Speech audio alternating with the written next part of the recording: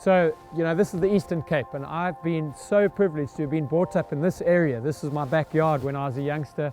And Dad started this game reserve called Shamwari almost 30 years ago now. And, I schooled just over these hills here, and the folks lived in Port Elizabeth, and this was where we met for weekends. And then as I turned sort of 18, 19, I got more into conservation and ultimately became a game ranger, admittedly a really rubbish one.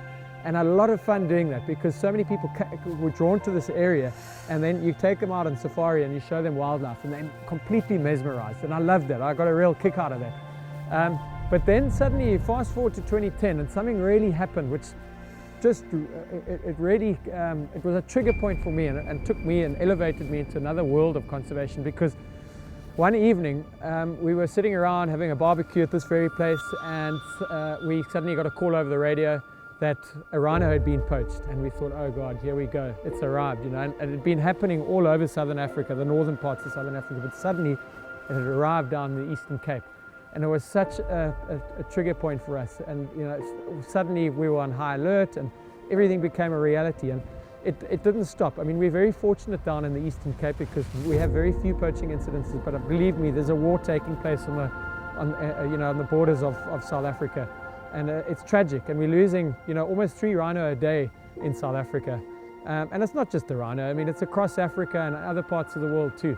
So that trigger point for me has really elevated me into this position where I'm getting more and more entrenched in this, and I want to tell the stories of these unsung heroes that are fighting the battle. And the second trigger point for me was a little bit later, and I was on my brother-in-law's farm, and we got another call, and it was just as horrific as you can imagine. I mean, we came across this female who had been shot in the early hours of the morning, horn hacked off, and we had to then cut her open to try and find the bullet, because you can trace the bullet to the weapon that was used, and so your forensic experts get involved in it.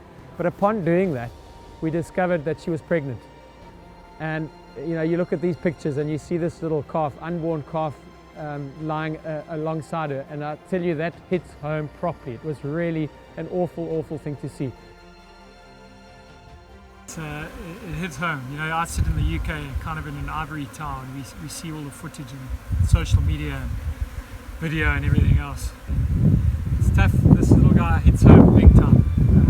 We didn't realise she was pregnant until we got stuck in out this. That really hit home because I'm a dad too, and it's really tough when you see this little thing. The next generation, she's a little female too, so really sad. And the sadness today is, we've all got fatigue over the horrors that we see on social media platforms, and I urge you not to. I think this rhino thing is escalated out of control, and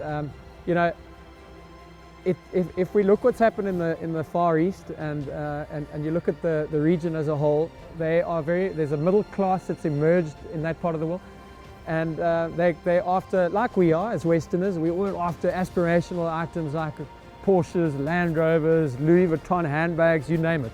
And in China it's the same, and Vietnam and those other regions. And of course, what's really sad is the rhino horn just happens to be on their list of aspirational goods.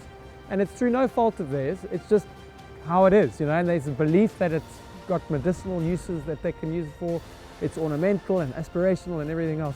And so we need to educate, and I think that's something that we are very busy with as an organization, and certainly in my list of things to do is to try and educate and tell stories about how this shouldn't be happening, and we'll do that in the best, most responsible way, and try and make a difference. Obviously, it's also about the anti-poaching units fighting the war and supporting them and elevating them. But there's a lot that I want to sort of delve into to properly understand the issues surrounding this. So please join me on this journey, and share, guys. I really would appreciate it. Thank you.